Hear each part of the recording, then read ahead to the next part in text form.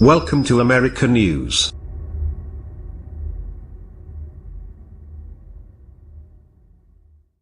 Jimmy Kimmel on the set of Jimmy Kimmel Live. Randy HolmesABC Hillsborough, Ohio. The ability to reinvent ourselves in America has no greater example than Jimmy Kimmel's transformation from the guy who introduced women on trampolines on something unapologetically called The Man Show to one of the late-night talk show hosts who are now the nation's moral conscience, at least according to the Post's TV critic.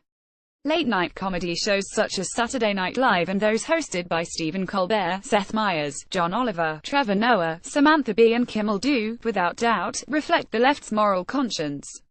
Newspaper stories regurgitating their cutting remarks and skits targeting President Trump or Republicans in general have become standard weekly assignments.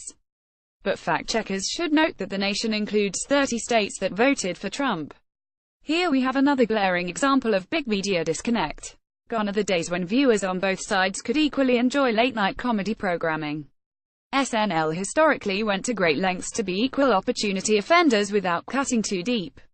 The right could chuckle along with the interpretations of Ford, Reagan and both Bushes, and the left could find humor in bits targeting Carter, Clinton and Obama.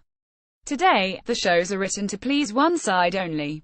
The end of SNL caring about half its audience was signaled when it unceremoniously dumped Darrell Hammond and his finely honed impression of Trump in favor of Alec Baldwin, not because Baldwin was a superior impersonator but because Hammond's impression was not sufficiently demeaning. Implicit in the comedy and commentary from the left on the latest hot topic, guns, is that conservatives are ignorant or uncaring, and usually both. Once again, such an accusatory starting point does nothing to build a consensus. It is not likely that the left, by and large, hates guns. As has often been noted, left-leaning politicians, entertainers and other such liberals often own guns themselves or are protected by people who do. Similarly, only in caricatures from the left does most of the right harbor some romanticized, inexplicable love for this particular piece of steel, which is merely an inanimate object until it is employed by a user. The typical political accusations leveled by one side at the other are that the left wants to disarm Americans and leave us all at the mercy of a militarized government, while the right is in the pocket of the National Rifle Association. These are dependable talking points but don't get to the heart of the differing attitudes. The left generally believes that the response to events such as the Las Vegas massacre should be the passage of additional laws and regulations. They will identify an item, in this case the bump stop device that morphed a semi-automatic rifle into fully automatic mode, and argue that if we could outlaw or more severely regulate it, we could prevent attacks like this one. This solution this time is so benign that even the NRA is not objecting. Of course, many on the left want to go much further. They believe society has the power to prevent such catastrophe through more laws and regulations. Meanwhile, many on the right do not believe that events such as the Las Vegas massacre are merely evil acts.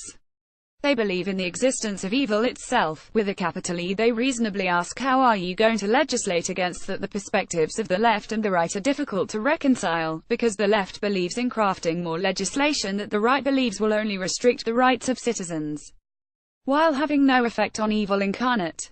One of the worst consequences of an event such as the Las Vegas bloodbath is watching some Americans accuse other Americans of not caring enough.